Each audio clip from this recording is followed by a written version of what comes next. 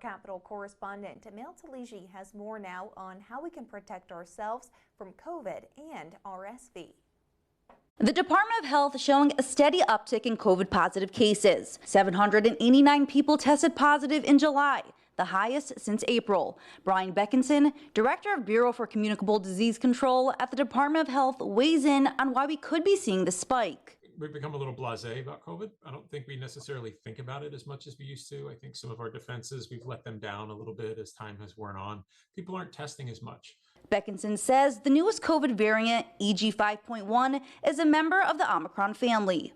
Symptom-wise, it doesn't seem to be remarkably different from some of the more recent ones we've dealt with, but it does appear to be more contagious. With an increase in cases, he advises those who are showing symptoms to test themselves, try not to be around others, and don't go to work. He also wants New Yorkers to remain in the know about RSV, respiratory syncytial virus, which usually impacts infants or the elderly. One of the issues with regards to RSV is being able to detect it.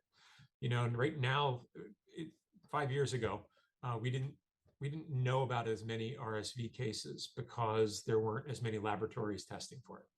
Testing for RSV now has become incredibly common. Symptoms for RSV can be cold-like, but lead to severe infections such as bronchiolitis. The department announced a plan to allow pharmacies to administer a new RSV vaccine to those 60 and older, which will launch soon.